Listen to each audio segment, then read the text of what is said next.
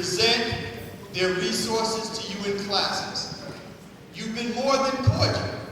As a matter of fact, the presenters talk about how complimentary your behavior has been. We're about to conclude this, and I know you want what I want. You want to be enlightened, you want to be respectful, and you want to be able to get out of here at 3 o'clock and be able to enjoy this wonderful weekend. And I'm all for that, until I have to tell you, you have detention. You. Sit back, yes, sit back and be quiet. And I'll see you tomorrow morning, 8 o'clock sharp. Yes.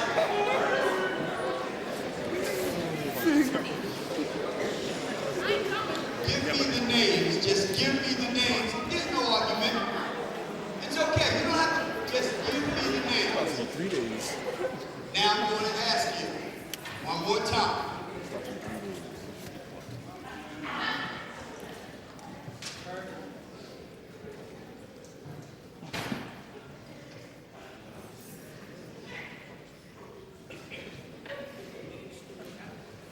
If someone could point out to me who that is, then we don't have to go through this. Just give me the names.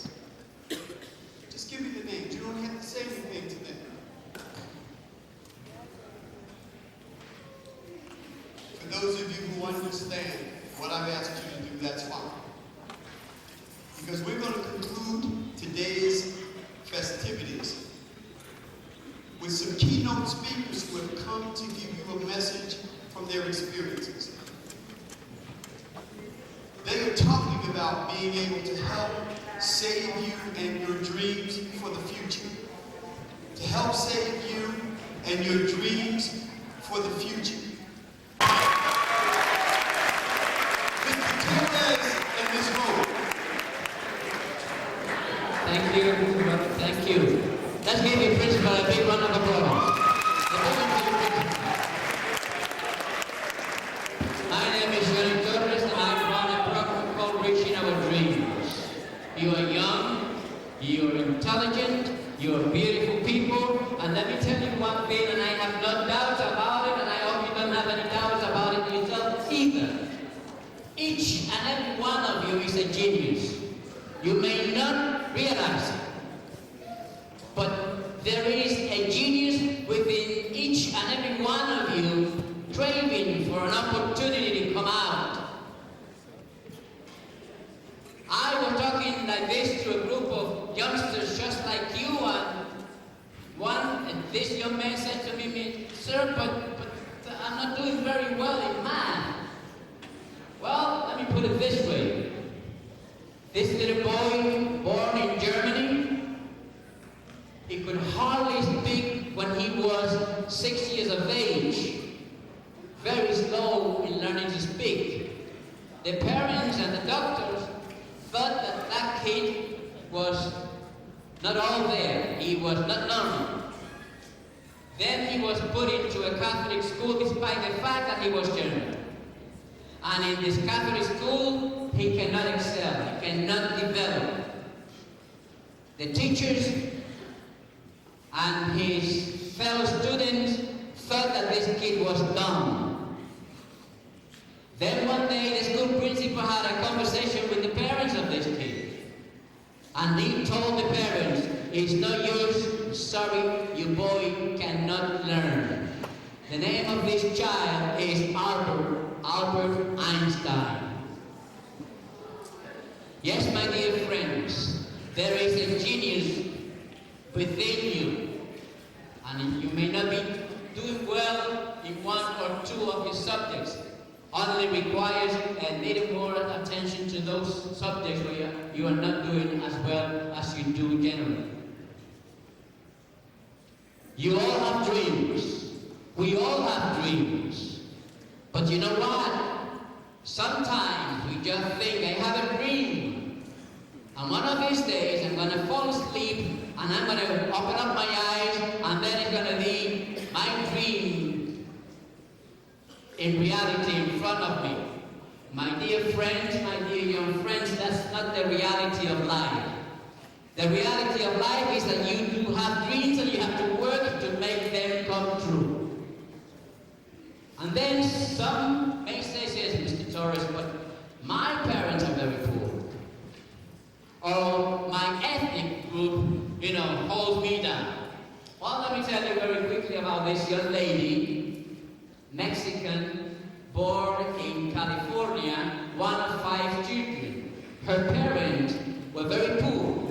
Her father used to earn his living by picking up garbage in the neighborhoods and seeking out pieces of metals and other things that he could turn into dollars. And with that, he bought the food for his 5 children and his wife. But this 9 years old young lady, her name is Ana Escobedo Cabral. Ana Escobedo Cabral was asked at the age of 9, what do you want to be when you grow up, Ana?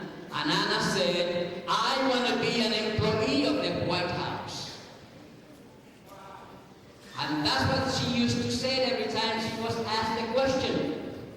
And Ana Escobedo Cabral, and there was everybody laughing at her. Ana, you must be kidding, you're crazy. Look at your parents. Look at your family. You're a Mexican. You're a woman. Well, I'm very, very sure that you have seen a $1 bill. This is an enlarged photograph of a $1 bill. Every dollar is signed by the Treasurer of the United States. The signature in this $1 bill, I want to ask Mrs. Roman to read it for us aloud. The signature of every $1 bill is Ana Escobar Cabral. Ana Escobedo Cabral signs the $1 bill. But you know what? It gets better. Ana Escobedo Cabral, this young lady here, Mexican origin, born in California, very poor, very wooden, very Hispanic, who thought that all the opportunities were shut for her. Everybody thought that. But you know what? Ana Escobedo Cabral believes in herself. Ana Escobedo Cabral respected herself. And Ana Escobedo Cabral understood that if she wanted to be an employee of the White House, she had to have a good education. And she became very dedicated to her studies. Ana Escobedo Cabral also signs the $50 bills.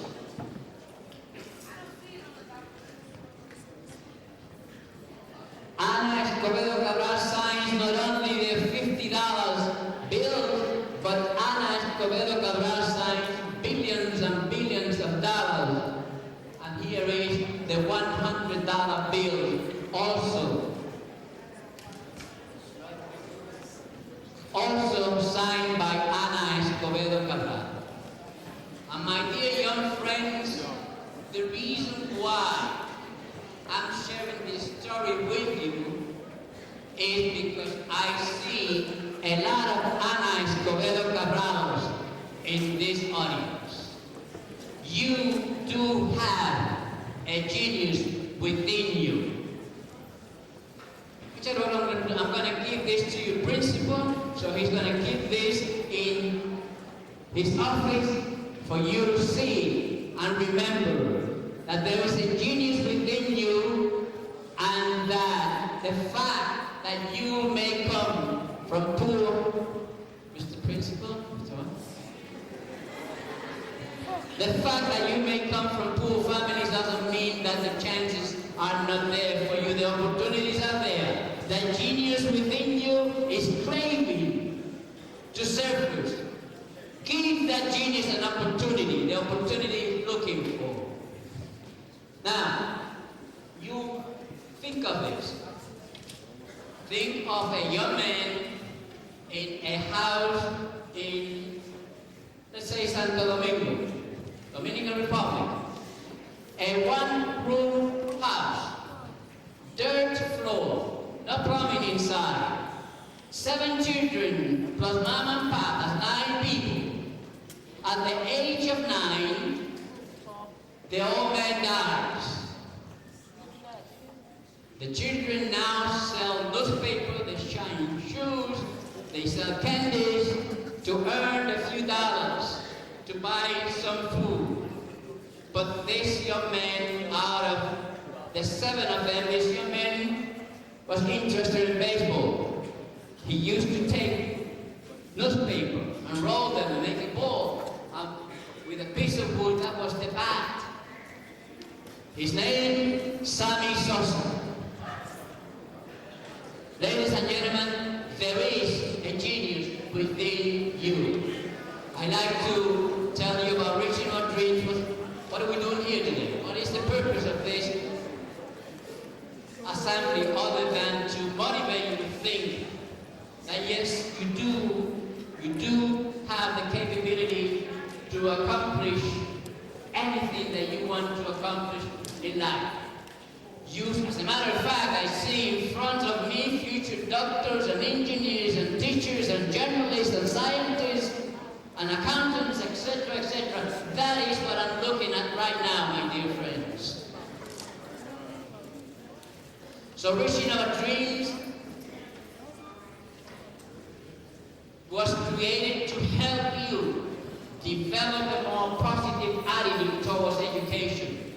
We want you to understand that education is key to succeed in life. And then you're going to be invited, after today's presentation, you're going to be invited to write an essay. That's normal.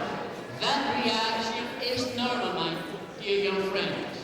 When I was your age, no, I didn't like to write. But you know what? Writing is something that you cannot get away from. You have to write everything. This program was created in here. It was then transferred to paper. And now it's being implemented. We have been presenting this program for 8 years. We have spoken to 60,000 students just like you in 9 cities. And 400 community leaders have made these presentations to you, to the students, and 600 students have received awards. Where do the awards come? Comes when we write the essays. The school is going to give me the 10 or 15 essays. We are going to select the 3 or the 5 best. And the authors are going to be invited to dinner with your parents, your brothers and sisters of age, and what I mean, not 6 months, not very small kids, but your age, going to be invited to dinner, and Ramonita and myself will be there to present those winners with a plaque. And this dinner is going to take place on June the 20th. Then we'll celebrate your birthday there. When you win, and we'll celebrate your birthday there with cake and everything. Now, I'd like to present to you a young lady that is very busy. She takes time out of her very busy schedule every time we invite her to talk to our youngsters. Somehow, she always finds the time. Ramonita Roman, let's give her a big round of applause.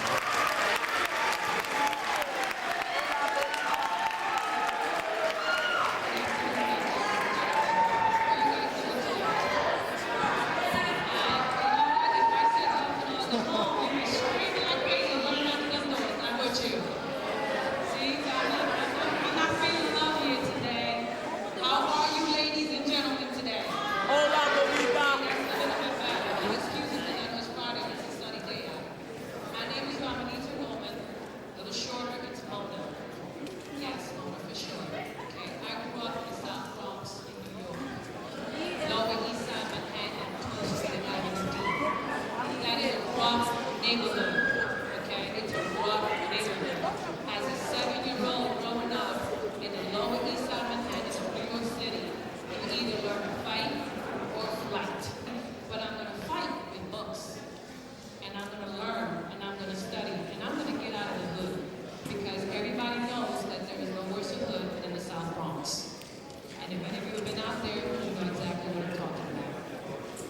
I went to school, graduated 8th grade, and funny enough, I was at the school that I graduated from 8th grade this morning, which is PS number 5.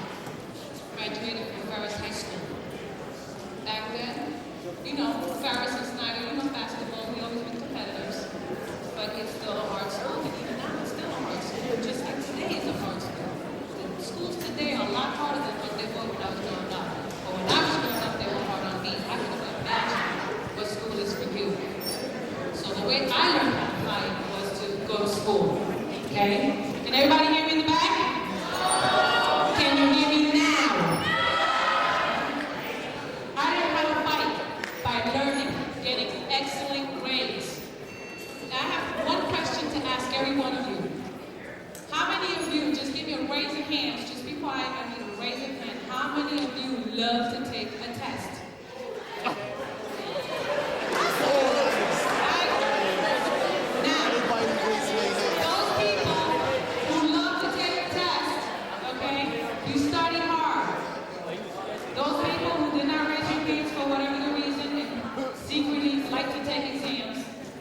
When you do take a test and you get 90, 92, 4, 6, 8, 99, 100, how great does that make you feel when you know you have passed a test and you know that information? Give me a show of hands. It is a good feeling when you take a test and you passed it and you know your material, you know yourself, and that's how I feel. And even now, at my age, I decided I wanted to go back to school. That's right, I went back to school. I'm currently at Berkeley College in New York City, and I'm studying to be a paralegal. Because out of 14 years of working with a home care agency, my demographic area are my seniors. I work for Visiting Homemaker Services in Hudson County. You may have seen a lot of the uniforms, they're navy blue uniforms. They got a big emblem on the left-hand side of the shoulder. And we cater to a lot of our seniors, our senior population. We take care of our elderly. It's an agency that's been around for 50 years, and I'm proud to say that I have been with my company 14 of that 50 years. That's right. My education has been my power. My knowledge in my education has been my keys to get to where I need to go. And that is the message that I'm trying to give to you, young ladies and gentlemen out here today. You need positive role models. I hope that I'm one of them. If I have done nothing else for you today except give you a giggle or two, I hope that I can make you think that without education, without proper tools to get you ahead in life, you just can't go to sleep and wake up one day and say, it's not going to happen. It is not going to happen. Does everybody know the story about Shaquille O'Neal? Everybody knows the story about Shaquille O'Neal? How many of you know that Shaquille O'Neal has a master's degree? And do you know why?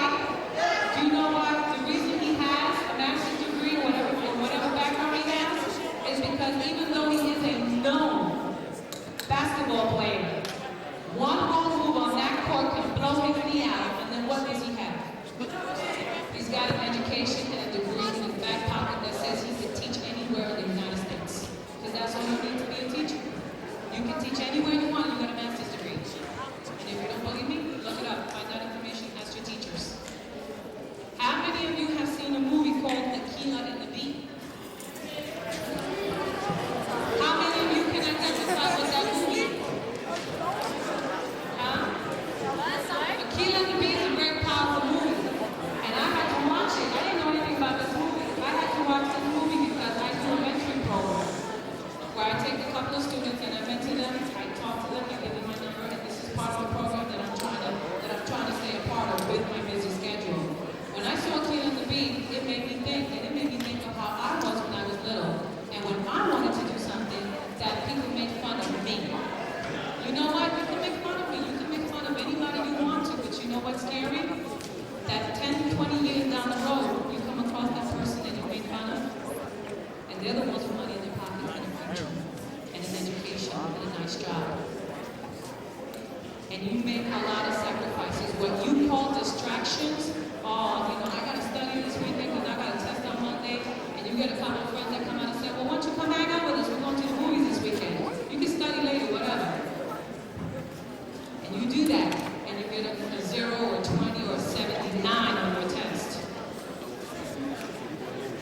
29 is skating. You want to skate? I don't skate. I like A's. See, I get to be the top of my class. Because I tell you, this program that puts me on the fast track. And that program that I'm in right now is for being a paralegal that works with prestigious lawyers and law firms in the city. The people who get the highest grades, you get picked first to work and make yourself known to these lawyers. When people see your scholastic aptitudes, they see your grades, and they look at you, they see grades. Not only that, but you're involved on the basketball team, you're involved on the debate team, you're a cheerleader, you're a drummer, you're a football player, you're a softball player. You do all these things, it shows that you can be a well-rounded person and handle not only your business as far as your social time is concerned, but also as far as your mind is concerned, because your mind is a sponge, just like Akila and the bee. She knew words that most people did not know how to spell. She worked at it. She got teased, just like in the movie, and this happens every day. It's not just a movie, it's every day that you see this happening to a lot of kids. Like I said, knowledge is power, education is key. If you get your education, you work hard. Forget about what everybody else says. Your teachers are a perfect example of that.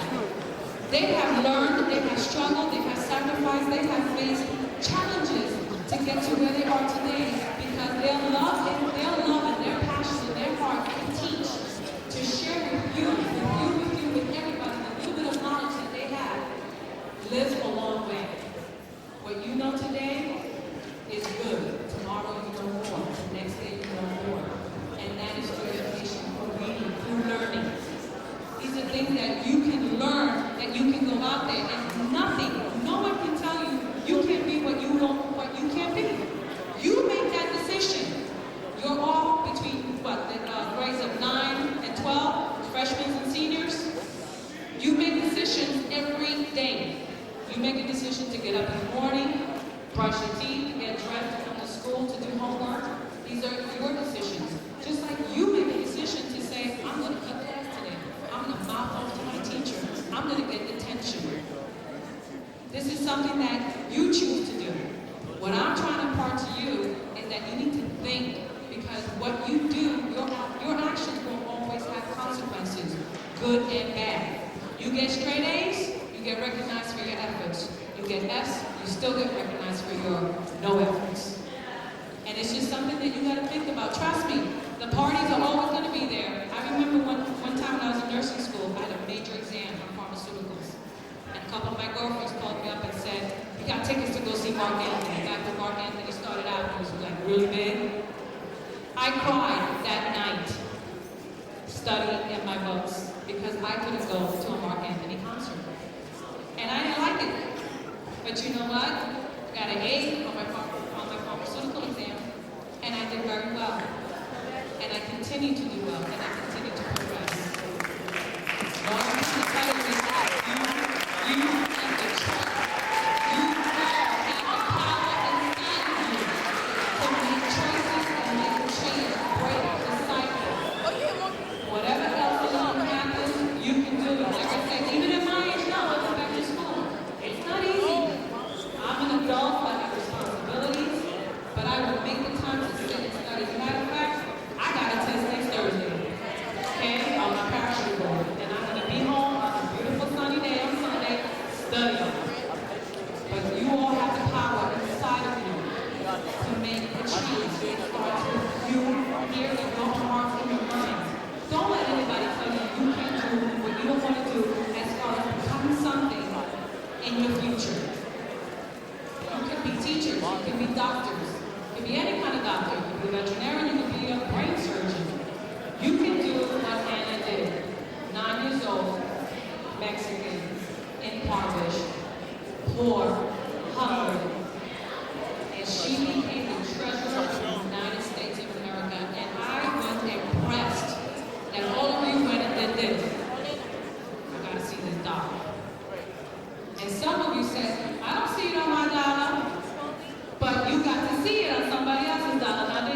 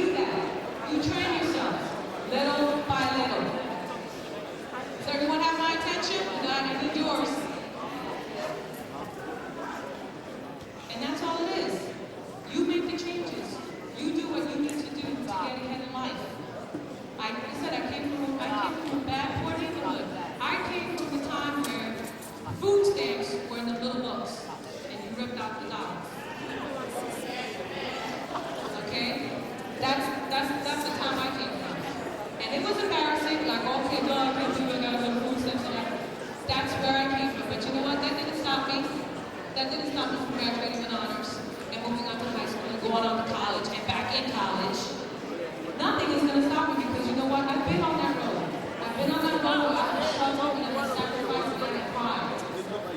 And I'm still gonna continue to do it because there is one thing. When you call distraction, when you call peer pressure, I call it challenge. Challenge yourself every day when you wake up to learn something new, to discover power inside of yourselves. And with that, I'm going to leave you with Mr. Torres. Thank you.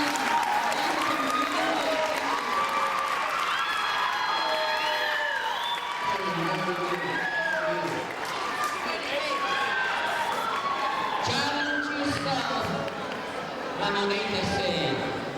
Challenge yourself. You know what? You are being challenged every second of every minute of your life. Continuously, you're being challenged. You're being challenged because you do have the capacity to cope with those challenges. You can get confused. When I was 14 years of age, I came from Puerto Rico to live in a little village in Long Island called Lake Ronkonkoma. Lake Ronkonkoma, we were the only Hispanics in that little village. In school I was, of course, the only Hispanic. And my fellow students laughed at me because I didn't know how to speak English. That was a challenge. It was a challenge to me. So then I said to myself, yes, I don't know how to speak English today, but I will learn, I'm going to learn fast. In the meantime, what I'm going to do is, I'm going to be the best student in every classroom that I sit in. I'm going to be the best student. I'm going to be an A student. And then homework became like sacred to me. Everything that had to do with my schoolwork had a priority in my life. And then I took up to reading. I used to read and read and read. Today I have a library at home with 450 books. Because knowledge is power. And that's what you get your knowledge by reading, by coming to school. So yes, I did become the #1 student in every classroom that I sat. I could show you all my report cards, copies of my report card. You don't see a B there. You see A,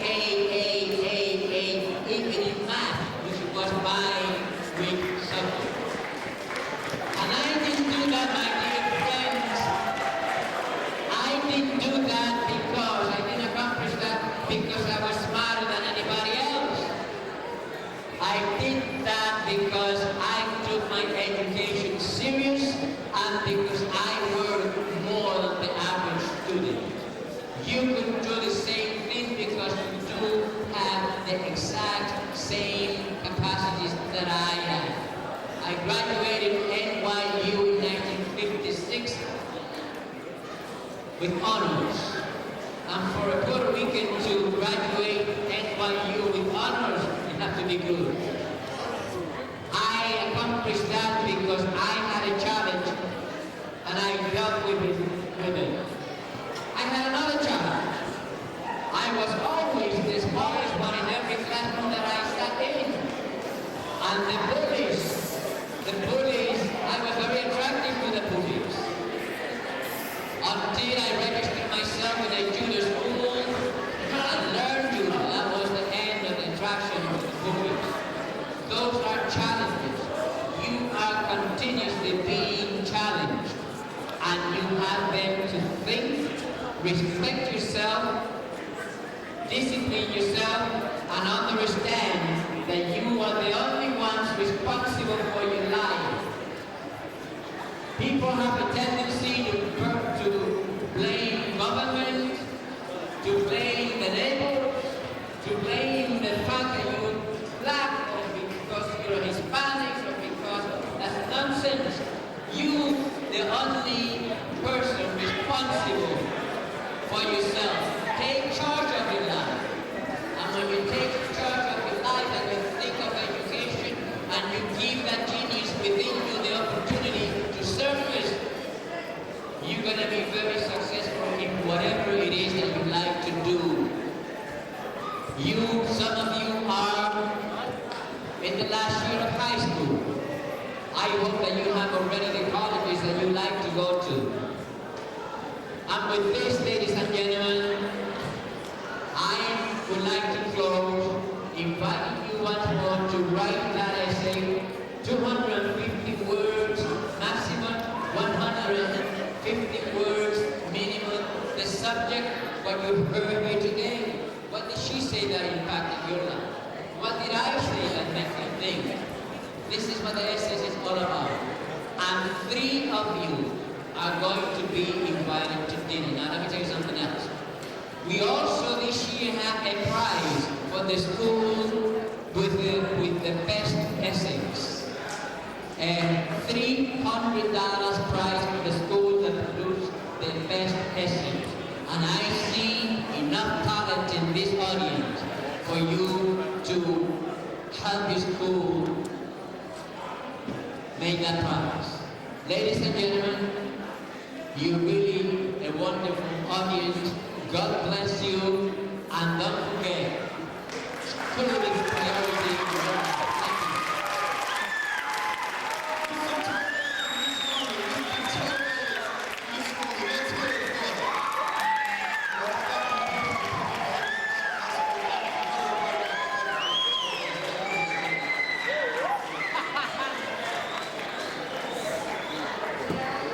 Now, ladies and gentlemen, I just have a few brief announcements, and then we'll move.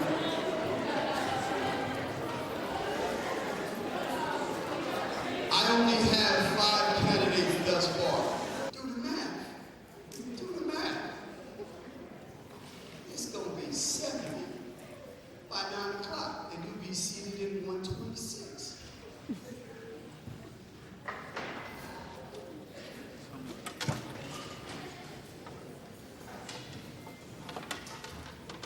Those of you who have signed up for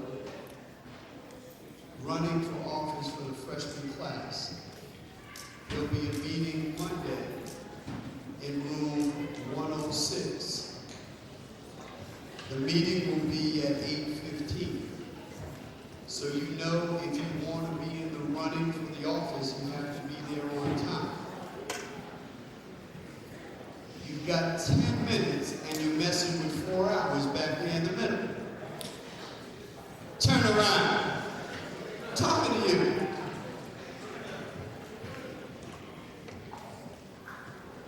Second announcement. I presently, strike that, you presently do not have enough girls to play on the freshman, sophomore, junior, or senior powder puff football squads. Now, if I don't have enough people signed up, the game is on the 15th of June, I don't have enough people signed up to play, then it'll be just another idea that was great that'll just fade by the wayside. I presented it to you. I told you that the girls will be playing flag football where it's not tackle, where you'll be playing flag football. All of the boys will be the strutters and the cheerleaders and all that kind of stuff. Okay, see. All I can do is provide the ideas. You are the ones who are the participants. If I don't have you signed up, you need to have a physical if you're not already playing for a